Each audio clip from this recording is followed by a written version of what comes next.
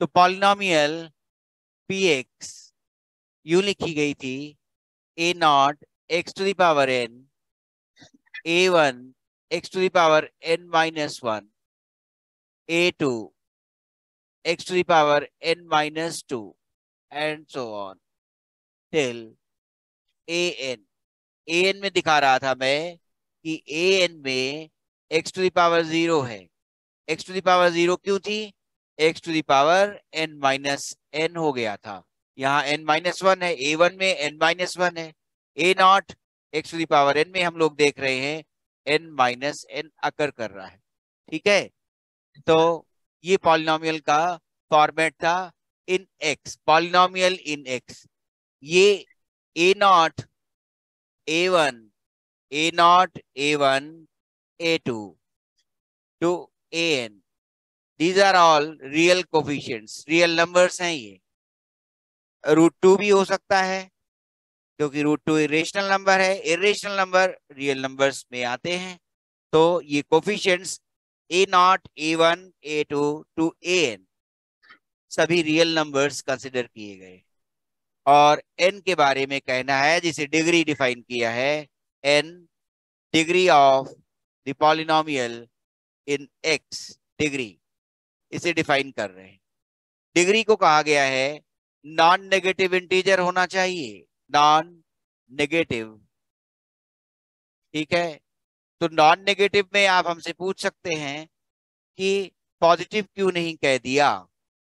ठीक है, तो नेगेटिव का पॉजिटिव अपोजिट आया और पॉजिटिव का नेगेटिव आया, ये इनकम्प्लीट रह जाता है। लिटरल मीनिंग सही है, ठीक है, लेकिन मैथमेटिकल मीनिंग गलत हो जाता है। क्यों? हम लोग शून्य को नीदर पॉजिटिव नॉर नेगेटिव लेते हैं ना, जीरो को शून्य। ठीक है, ये नीदर पॉजिटिव नॉर नेगेटिव ना, पॉजिटिव नॉर नेगेटिव।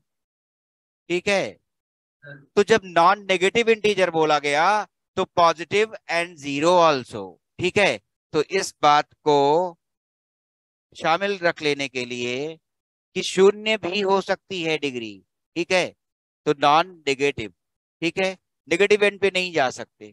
ठीक है, जीरो, ये जीरो हो सकता है। ठीक है, वन टू थ्री ऐसे जा रहे हैं। माइनस वन नहीं हो सकती। एक्स के लिए डिग्री लिखेंगे तो एक्स वन एक्सपोनेंट ले रहा है, हम डिग्री वन कह सकेंगे। ठीक है, कांस्टेंट टर्म लिखा हमने, फाइव लिखा, फाइव को हम एज्यूम करेंगे five x to the power zero. Variable zero exponent ले रहा है और ऐसे में कांस्टेंट पॉलिनोमियल की डिग्री जीरो बन जाएगी। ठीक है, कांस्टेंट पॉलिनोमियल की डिग्री जीरो बन जाएगी और जीरो इससे परिभाषित हो रहा है नॉन नेगेटिव इंटीजर। हाफ नहीं ले सकते, हाफ इंटीजर नहीं है। ठीक है, थ्री बाई टू नहीं बना पाएगा। ठीक है, रूट एक्स लिख दे तो पॉलिनोमियल बनेगी? नहीं बन पाएगी। क्यों? एक्स की पावर हाफ हो गई। और जब एन इंटीजर लिया गया है तो एन माइनस वन भी इंटीजर हुआ, एन माइनस टू भी इंटीजर हुआ। ठीक है, क्लियर हो रही है बात? एन इंटीजर हुआ परिभाषा के अनुसार, तो एन माइनस वन भी इंटीजर है, एन माइनस टू भी इंटीजर है, तो डिग्री इंटीजर होगी पॉलिनोमियल की। एक बात, और दूसरी बात, नॉन नेगेटिव सेट ही लिया जा सकता है इंटीजर्स का, जीरो से लेकर आगे इंटीजर जो सारे पॉजिटिव हैं, मतलब होल नंबर कंसिडर किए गए हैं डिग्री डिफाइन करने के लिए। ये कांस्टेंट पॉलिनोमियल लिखा गया है यदि, तो वो five x to the power zero लेता है और उसकी डिग्री शून्य होगी। ठीक, अब अगर मानते हैं कितना, A X square B X plus C, compare करते हैं, एन को ही डिग्री कहा गया है, एन माइनस वन या एन माइनस टू को नहीं। तो क्या रह रहा है, पॉलिनोमियल में जो वेरिएबल का हाईएस्ट एक्सपोनेंट आया है वो इंटीजर यदि बनता है और नॉन नेगेटिव ही क्वालिफाई करे तो उसे डिग्री कह रहे हैं। यहां पर टू, वन और जीरो ये कांस्टेंट टर्म है, इसके साथ क्या एसोसिएट कर सकते हैं? इसके साथ एसोसिएट कर सकते हैं x to the power zero. ये x की पावर 1 है ऑलरेडी, ये 2 आ गया। तो ax square plus bx plus c की डिग्री कितनी हुई? 2। क्यों?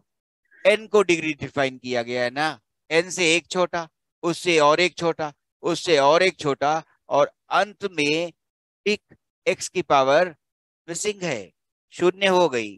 ठीक है, और वहां पर वेरिएबल अकर नहीं कर रहा है लास्ट टर्म में, लास्ट टर्म में केवल कांस्टेंट टर्म बचा हुआ है c।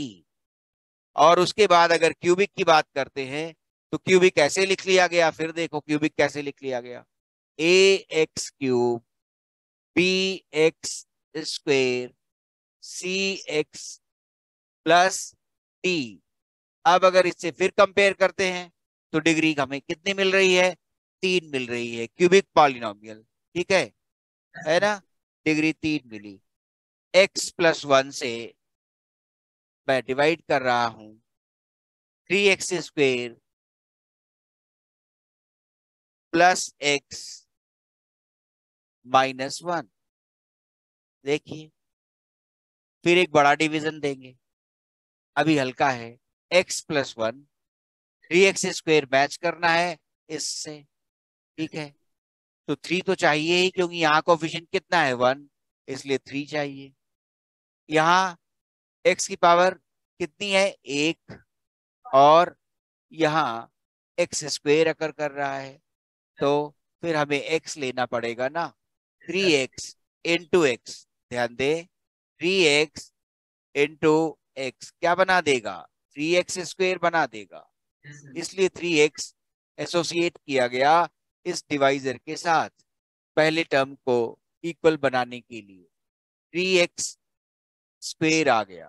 ठीक है, 3x इंटू 1 इज 3x। अगर ये इससे मैच नहीं करता, लाइक टर्म नहीं बनाता सेम डिग्री का, तो हम इसे यहां लिखते बाहर। ध्यान देने की जरूरत है, ये माइनस माइनस ये कैंसिल हो गया, काट दीजिए चाहे तो, नहीं तो जरूरत नहीं। x minus 3x minus 2x, और फिर उसके बाद माइनस 1। अभी इसकी डिग्री क्या थी? 1। अभी इसकी डिग्री क्या है? 1। ठीक है, इसलिए अभी डिवीजन पॉसिबल है। जब इससे लोअर डिग्री का रिमाइंडर आएगा तब डिवीजन बंद करेंगे। सो x में क्या मल्टीप्लाई करें? -2 से काम चल जाएगा, तो -2x आ गया। ठीक है, और -2 इंटू 1 -2। ठीक है, ये क्या आ गया? सब्ट्रैक्ट कर रहे हैं, साइन बदल जाएंगे, प्लस आ गया। ठीक है, देखिए कितना आया, ये हट गया, और ये 2 माइनस 1 1 आ गया। ठीक, ये रिमाइंडर कहलाया। अब देखते हैं इसको और इसको मल्टीप्लाई करते हैं, क्या डिवीजन एल्गोरिथम सही है कि नहीं। 2 से 5 को डिवाइड कर रहे हैं और 4 लिखा गया, ये 1 हो गया। तो 5 को क्या लिख रहे हैं? 2 इंटू 2 प्लस 1, डिवाइजर और कोशेंट। ठीक है, divisor into quotient plus remainder, ये डिवीजन एल्गोरिथम बनता है। तो क्या यहां पर ट्रू गया है? ये देख ले, और फिर थ्योरम्स के बारे में कह लेंगे, क्या? रिमाइंडर थ्योरम और फैक्टर थ्योरम के बारे में। तो आपने डिवीजन एल्गोरिथम को देखा, ठीक है, कि उसकी पद्धति क्या है? Divisor into quotient plus remainder will give you the number. ठीक है, जिसको डिवाइड करना था। ठीक है, 5 को डिवाइड कर। ठीक है, तो x प्लस 1 और 3x माइनस 2 अभी एक बार चर्चा के विषय में ही रखते हैं इसे। 3x minus 2 x plus 1। ठीक है, देखें क्या ऐसा हुआ है जो डिवीजन एल्गोरिथम में दिखाई देता है? क्या दिखाई देना चाहिए? Divisor into quotient plus remainder should be equivalent to 3x square plus x minus 1। जिस बहुपद को भाग दिया गया है वो बहुपद मिल जाना चाहिए divisor into quotient plus remainder के साथ। ठीक है, रिमाइंडर आया है 1, देखते हैं अब। ठीक है, मल्टीप्लाई कर रहे हैं, 3x into x 3x² -2x आ गया, फिर 1 मल्टीप्लाई हो रहा है और वो 3x लेगा, और फिर -2 लेगा, +1 लेगा।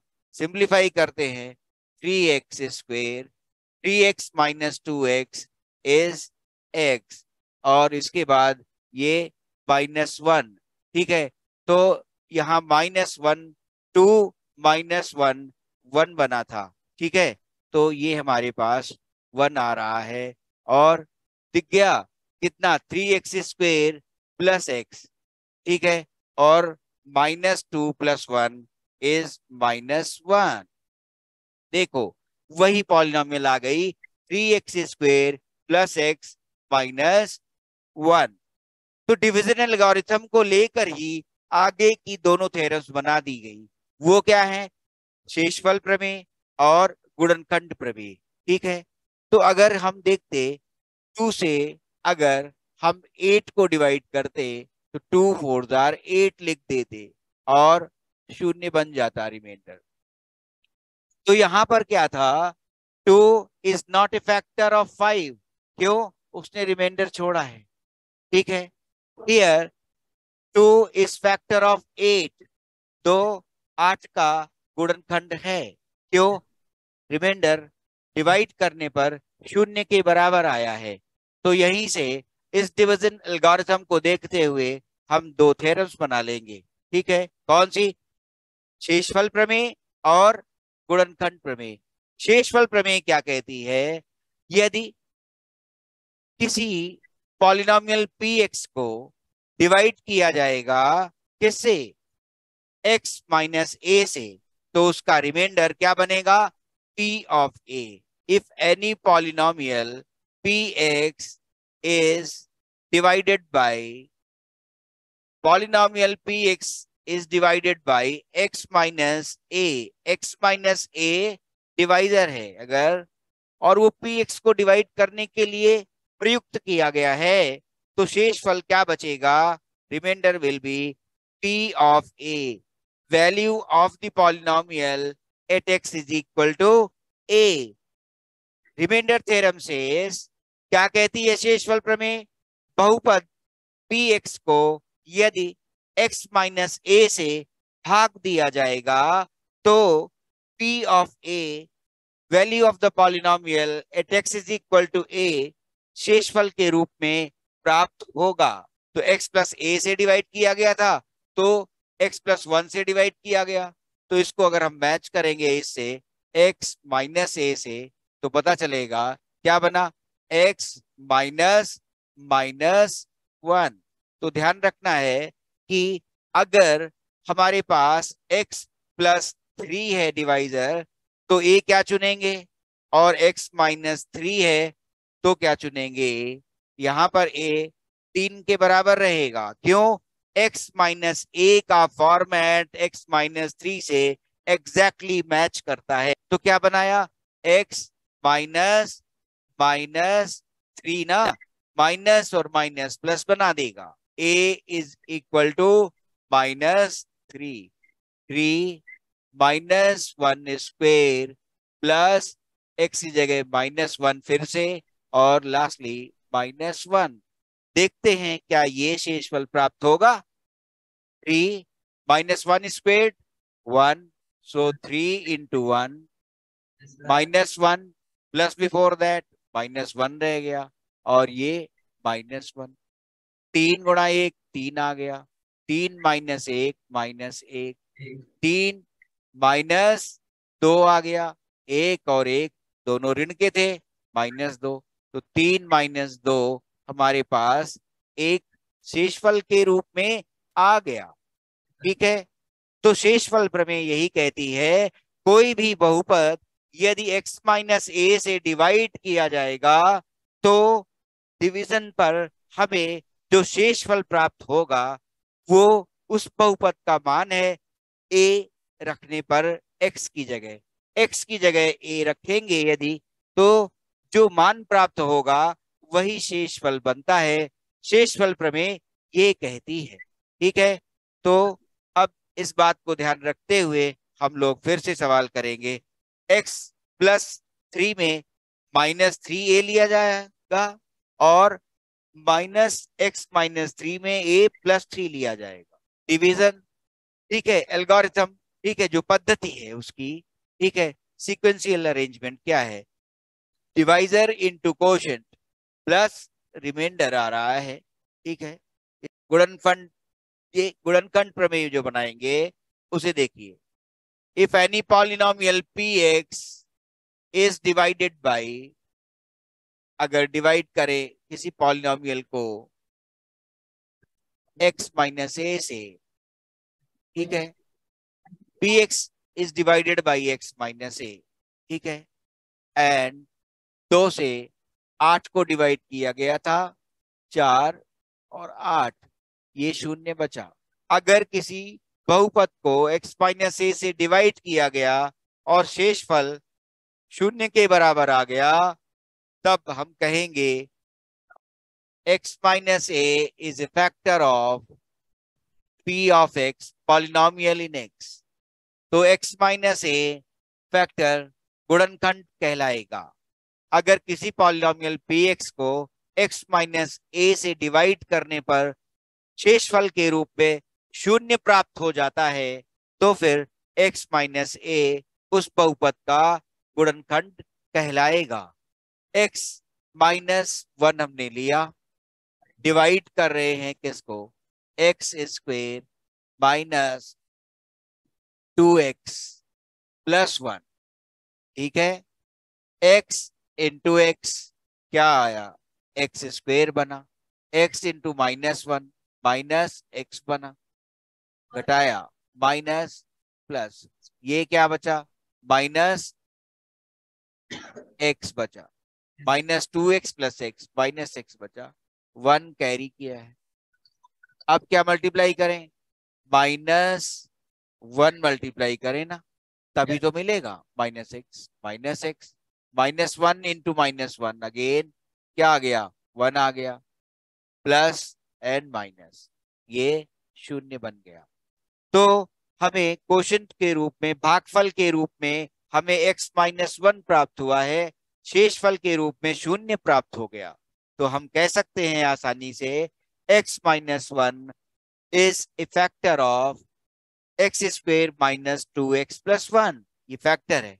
और हम देखें भी x² माइनस 2x प्लस 1 को अगर फैक्टराइज करते तो भी हमें x-1 इसके फैक्टर बनेंगे, सीधी सी चीज है।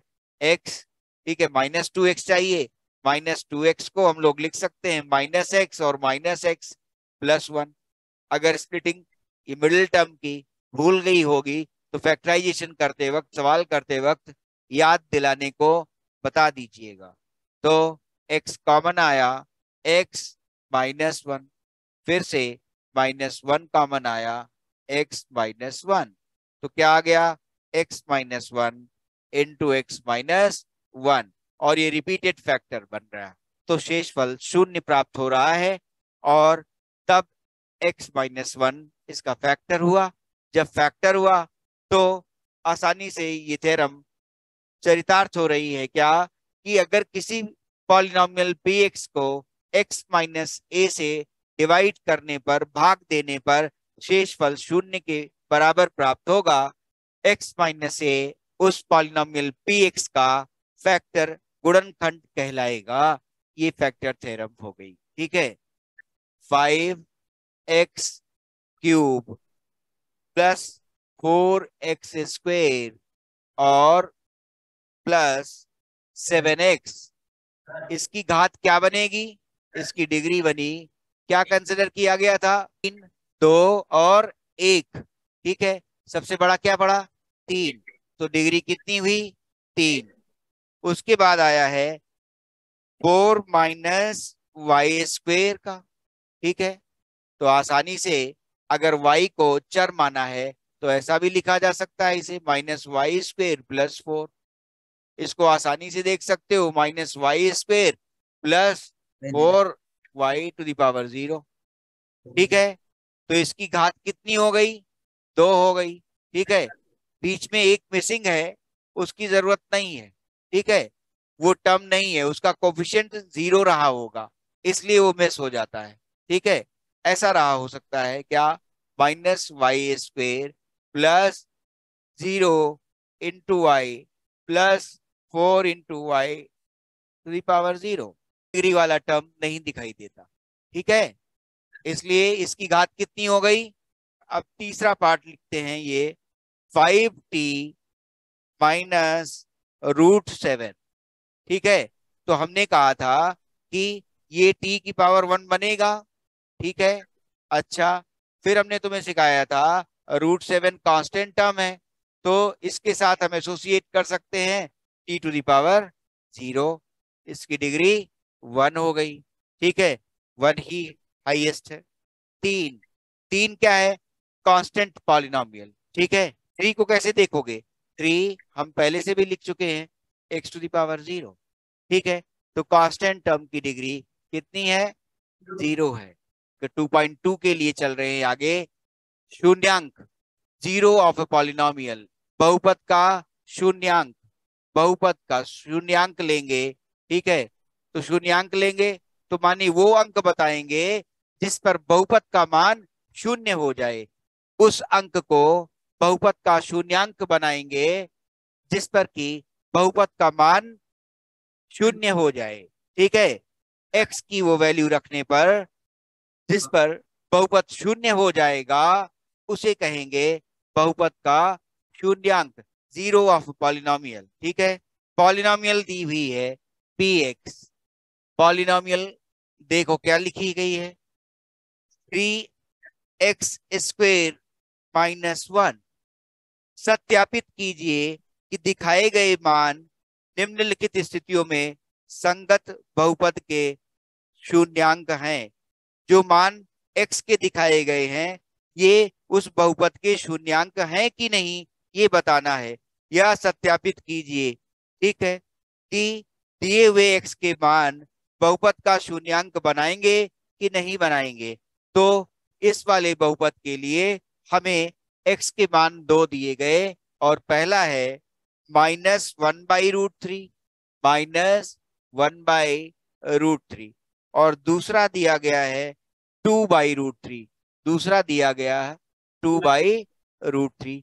तो पहले -1/√3 को ट्राई करते हैं, 3 -1/√3² -1। अगर इसको शून्यांक साबित होना है तो इसके मान पर polynomial in x P x का मान क्या होगा, शून्य। अगर शून्य बन जाए तो फिर हम कहेंगे कि -1/√3 इसका शून्यांक है। ठीक है, ये किया, कितना आया, 3, माइनस स्क्वेयर प्लस हो गया, 1/√3, √3 इंटू √3 3 हुआ, तो क्या बना, 1/3 बना, और -1 आया, 3 इंटू 1/3 1 हो गया, 1 - 1 शून्य आ गया। So we can say that x is equal to -1/√3 is a zero of the polynomial 3x² -1।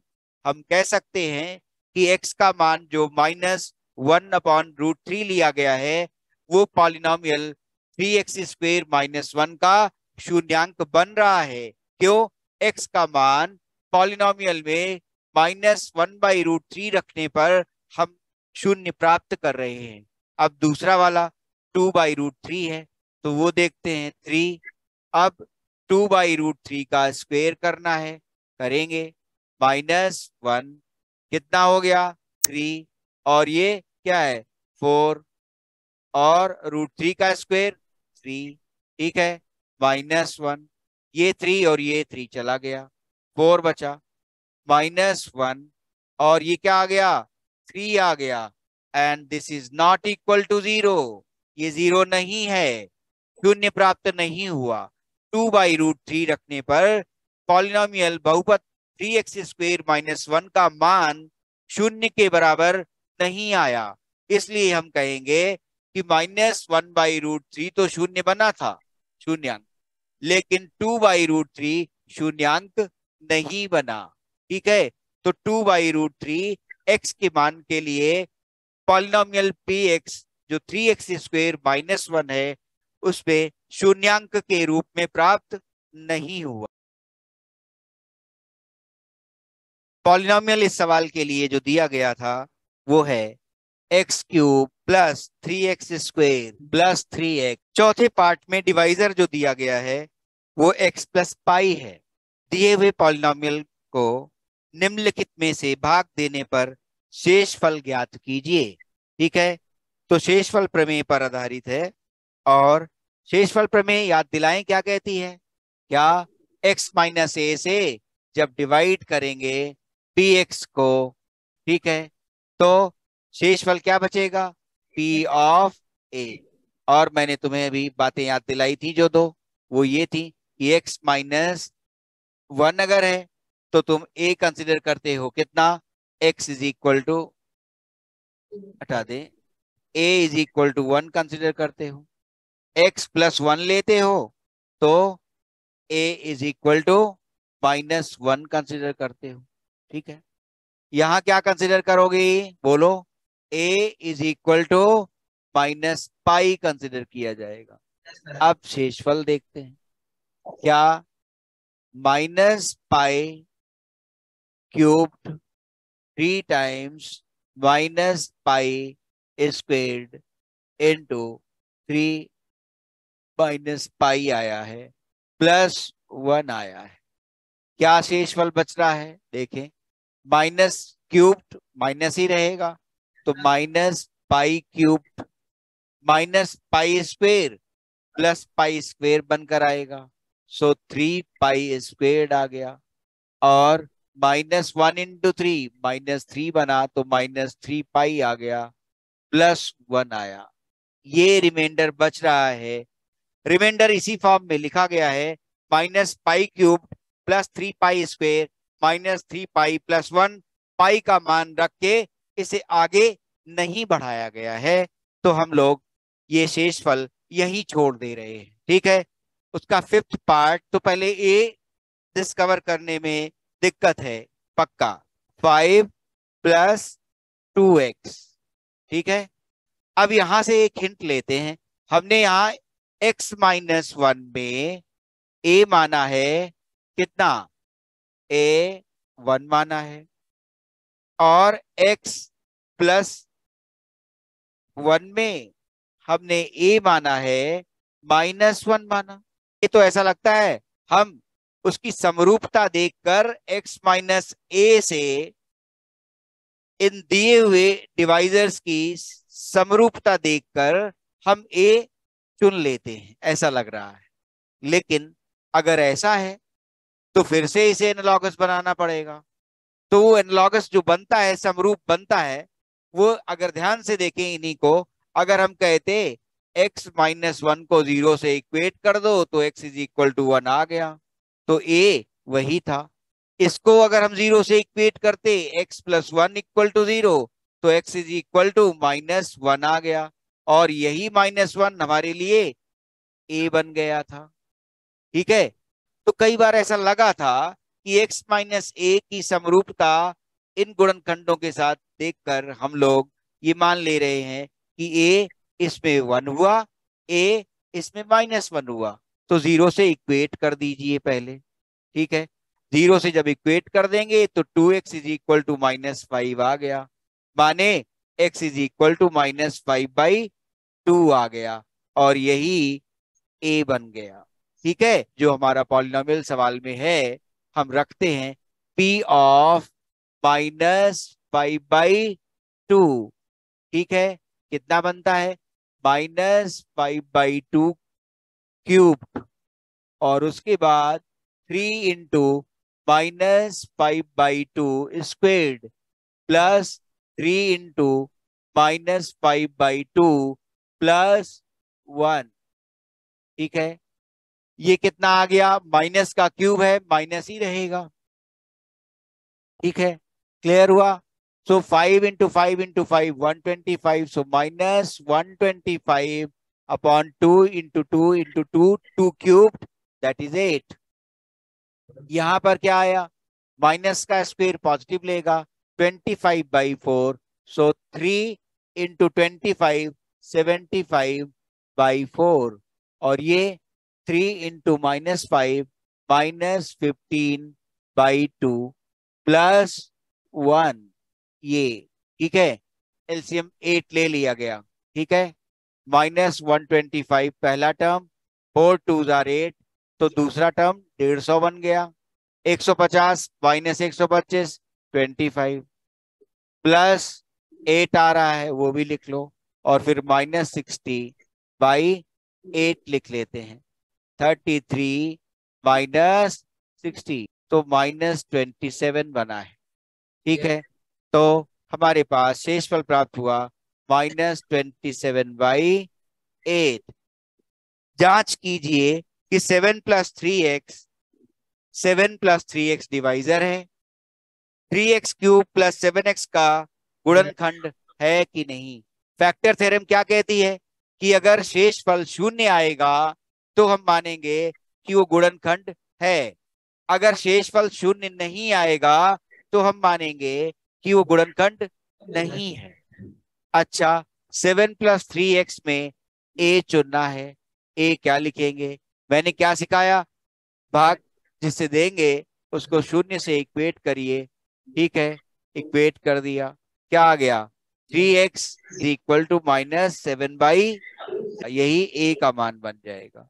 क्या लिखेंगे, -7/3, 3x³ -7/3 cubed plus 7x again -7/3। ये -7/3 का क्यूब हो रहा है और ये -7/3 की केवल एक पावर है, तो 0 तो नहीं बना पाएगा, ठीक है। 3 लिखा है अभी, और -343, ठीक है। और ये 3 का क्यूब बना रहा है, कैंसिल भी हो जाएगा, 2 बचेगा। तो कितना आया, -343 -43/49/3। क्या ये 0 लेगा, नहीं लेगा। ऐसे भी लिख सकते हैं बिना कैलकुलेट किए हुए, इज नॉट इक्वल टू 0।